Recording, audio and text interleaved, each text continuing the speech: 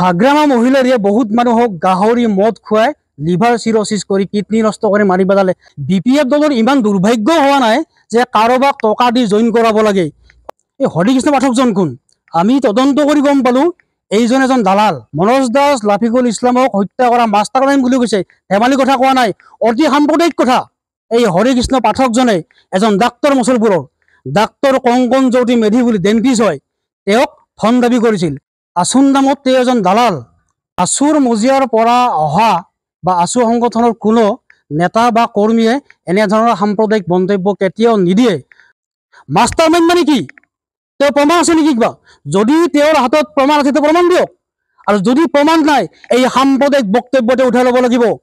অন্যথা আমি কিন্তু BTCৰ পূবৰ পৰা পশ্চিমলৈকে এই 5খন জিলাত যিমান আমাৰ জিলা কমিটি আছে, ব্লক কমিটি আছে, প্ৰাইমাৰী কমিটি আছে, আটাইকেইটা কমিটিয়ে আমি এশটাতকৈও জিলা সদৰ, আৰক্ষী সদৰ, আৰক্ষী চকীৰ পৰা আৰম্ভ কৰি সকলোতে আমি তেওঁৰ এগেইনষ্টে FIR দৰ্জ কৰিম। হাগ্ৰামা মহিলাৰী এনেকুৱা এজন নেতা, BTC গঠন হোৱাৰ পিছৰে পৰা তেওঁ প্ৰতিটো জাতি জনগোষ্ঠীক সমানে গুৰুত্ব দি সমানে শান্তি সম্প্ৰীতি ঐক্য উন্নয়নৰ ফালে আগুৱাই নিব খোজা এজন নেতা। মই খনীন দাস, মই BPF দলৰ কোচ ৰাজবংশী কোখৰ মুছলপুৰ জিলা কমিটিৰ সভাপতি হয়। আৰু এই চেগতে মই আপোনালোক আটাইলৈ সাংবাদিক বন্ধুসকলক আমাৰ ফালৰ পৰা আন্তৰিক শুভেচ্ছা জ্ঞাপন কৰিছোঁ। আচলতে আজি আমি দুটামান কথাত খুব উদ্বিগ্ন হৈছোঁ। যোৱাকালি বড়োলেণ্ড বুবলি নামৰ এটা চেনেল, পৰ্টেল চেনেল এটাত এটা বাতৰি ওলাইছে আমাৰ হাগ্ৰামা মহিলা গাঁৱলীয়াক লৈ, যে প্ৰাক্তন আঁচনি এটা বোলে সেইজন কোনোবা হৰিকৃষ্ণ পাঠক নে কি, দুটামান বৰ সাম্প্ৰদায়িক কথা কৈছে। আমি ইয়াত খুব উদ্বিগ্ন হৈছোঁ, কথাটো আমাৰ দৃষ্টিগোচৰ হৈছে।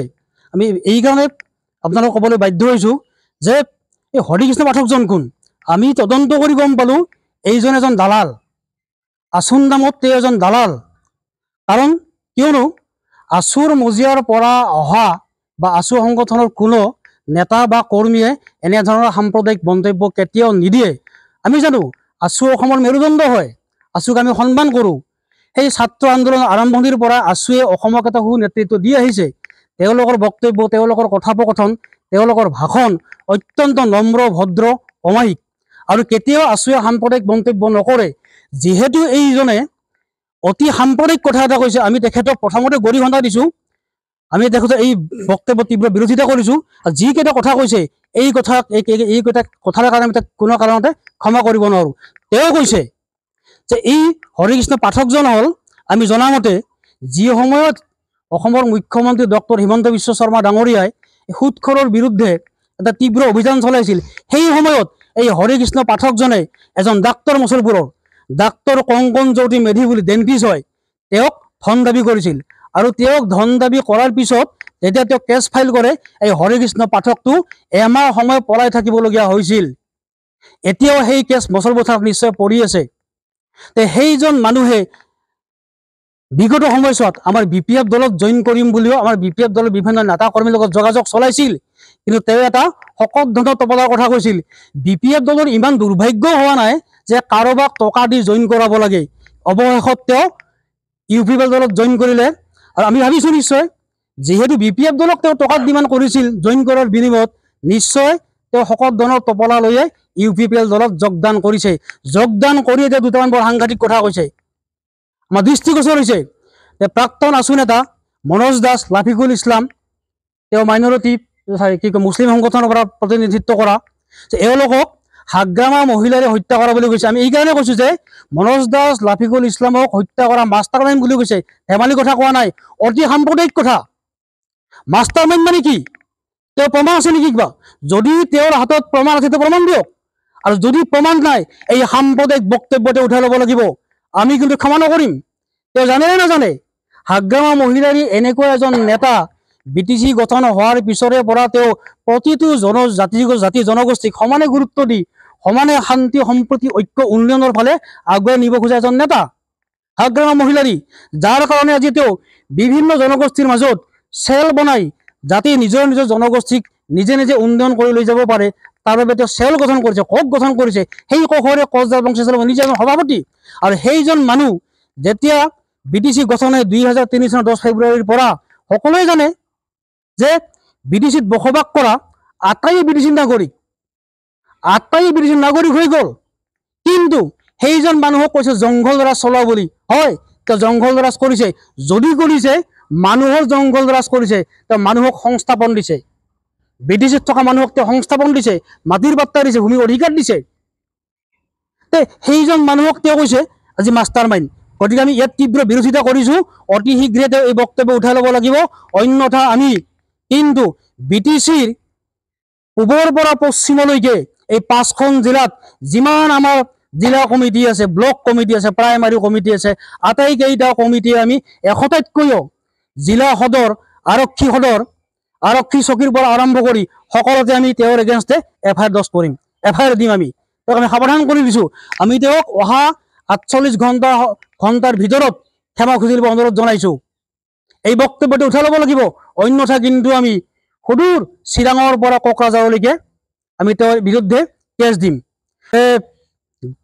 হাগ্ৰামা মহিলাৰীয়ে বহুত মানুহক গাহৰি মদ খুৱাই লিভাৰ চিৰচিছ কৰি কিডনি নষ্ট কৰি মাৰি পেলালে। আৰে ভাই, কোনোবাই যদি নিজে মদ মাংস নাখায়, কোনোবা হাগ্ৰামা মহিলাৰীয়ে তেওঁক মুখত ঢালি দিব পাৰে নেকি? এই অপ্ৰাসংগিক কথা কিছুমান কোৱাৰ পৰা বিৰত থাকিব অনুৰোধ জনাইছোঁ। যিজন হাগ্ৰামা মহিলাৰী জাতি জনগোষ্ঠী সকলোকে একেলগে লগত লৈ আগবাঢ়ি যাব খুজিছে, সেইজন মানুহে বোলে মানুহক মদ খুৱাই, গাহৰি খুৱাই হত্যা কৰিলে।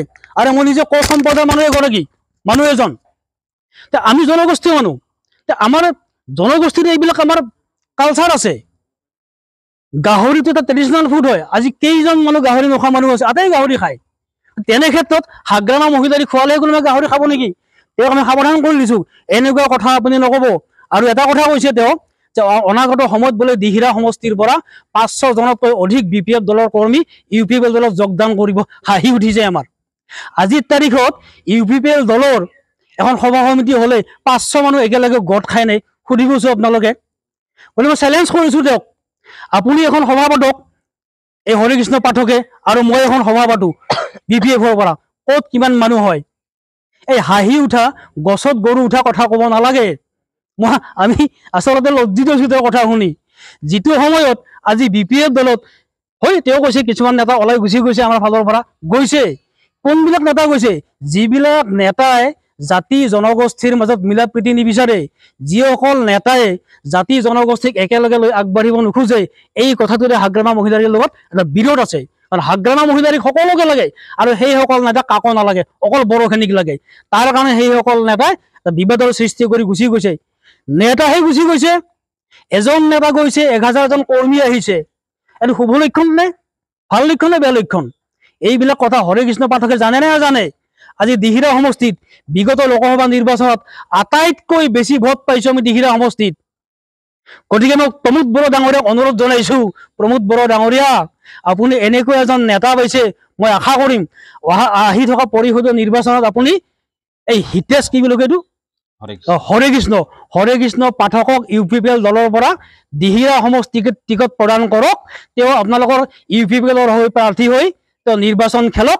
আৰু আমাৰতো জানে প্ৰাৰ্থী এজন আছে, আমি ঘোষণা কৰিবহে বাকী আদিবাসী সম্প্ৰদায়ৰ ফালৰ পৰা।